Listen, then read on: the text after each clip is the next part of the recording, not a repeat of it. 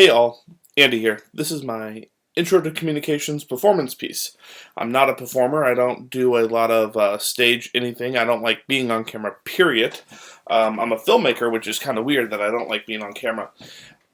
So this is a stretch even for me. This is like breaking a million rules on my part of not being on camera.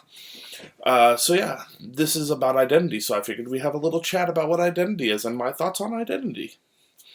And we'll see where that goes. So the first thing I had to do with this identity assignment is I had to figure out how do I identify myself. So one of the things I tend to do is identify myself through my brokenness. I identify myself through my failures rather than my successes. I don't know why that is. I'm sure a shrink could tell you, whether it be the fact that I never got any sort of approval growing up, just a lot of attention because I was one of those kids that did everything wrong. And was very hyperactive. I don't know if I did everything wrong, but just one of those kids. So I tend to identify myself more with failures than I do successes. So one way I look at identity is like a pie chart. A few years ago, I was working with a couple of students in the high school, and he was going through a lot of stuff in his life and personal things, and he had a hard time with his identity and who he was. And so he kept wanted to make his identity about one thing in particular, and so I explained to him, and I pulled it out of thin air then, but I kind of like what I came up with, so I'm going to utilize it here too. I think of identity like a pie chart. Remember those things you did in 3rd or 4th grade? You'd make the circle, put all the percentages in the circle, and companies use them all the time. You see them on TV all the time, so they must be important. So the identity pie chart has got a hole in the center, and that hole in the center is what you care about the most. So everything around this hole makes you you, and then this hole in the center is what's the center of your identity, and it's what truly defines you. So these are some of the things that make me who I am. I'm a creative person, I'm a creative writer. I'm working on a novel right now that's going to take place right here in the town of Seebeck. And I'm just one of those people that can pull a story out of my butt, or somebody can make a comment, and before you know it, I have an elaborate story behind it.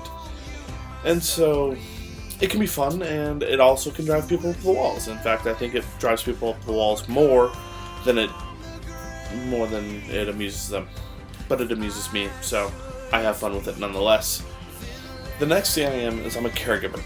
I'm a caring person at heart, but I'm also a CNA. I've been doing this for 8 years. I love it to death. It drives me crazy when I do it full time, so I just do it on my weekends, but it's an important piece of me. And if I'm not doing it, it drives me crazy. If you're a caregiver, you get it. If you're not a caregiver, you don't understand why we have to do it. I've talked to people that are not caregivers, and they don't understand how we do our job. But not doing it is far worse for us, at least for me. It's like a piece of you that's missing, and God put it there, and I guess some people have to have it that way. The old people get taken care of. Another big piece of my identity, and it used to be much bigger than what it is now, and it used to be right in the center of my identity, is the fact that I'm gay. Yeah, we're going to talk about this. That's always a hard one to talk about. I grew up in a Christian home with conservative parents. So yeah, being gay as a youth was tough. But I didn't even realize it until I was in my early 20s. Truly realize it. But it became everything. My whole entire identity was around this. In fact, I walked away from the church because of it. I walked away from God because of it. And to me, that was a huge thing because I grew up in a Christian home. So walking away from my religion, that was just immensely huge. And one thing I noticed in my experience is God doesn't let us walk away long. He likes to give what I like to call wake-up calls, and I got mine in 2011. I rolled my 1987 Mercedes-Benz 3 or 4 times going 80 miles an hour outside of Ellensburg, and I got out without a scratch. I looked up in the sky and said, "Hey, you have my attention." Before you know it, I found New Life of the Peninsula, newlife.tv, and I got a different outlook on life after that.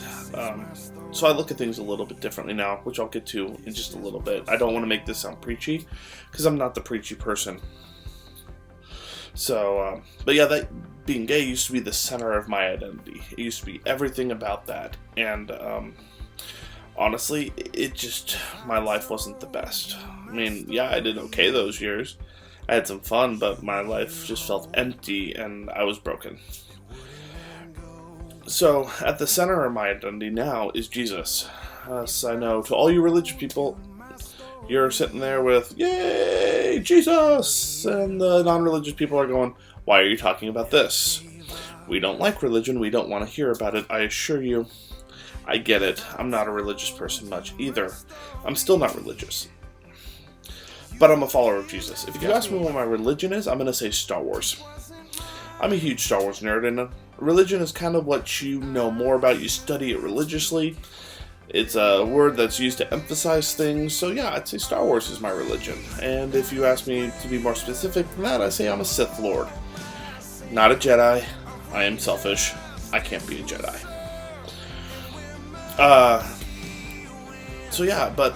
Jesus the man, if you don't believe in the Bible or what you don't believe in the miracles that Jesus did, that's fine, but Jesus the man did a lot of cool things. He hung out with the people that other people didn't want to be around. He cared for the sick, he cared for the needy, he didn't just see religion, he just saw people. And so that's kind of who I want to emulate. And so Jesus is at the center of my life. And every time I try to take control of my life away from Jesus and take it back to myself, because like I said before, I am selfish, my life turns out a rolling mess. I'll either end up in a ditch or hit a tree or something like that. It's like that Carrie Underwood song, Jesus Take the Wheel. Yeah, kind of same metaphor. Jesus take the wheel of my life, and when I take it back, well, it ends up in the gutter.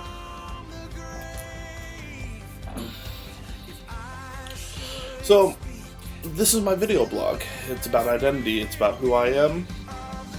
I don't know if that's what you were looking for in this assignment, but it's what I have to give you. Other than that, till next time, if I do another one of these, peace out and have a wonderful night.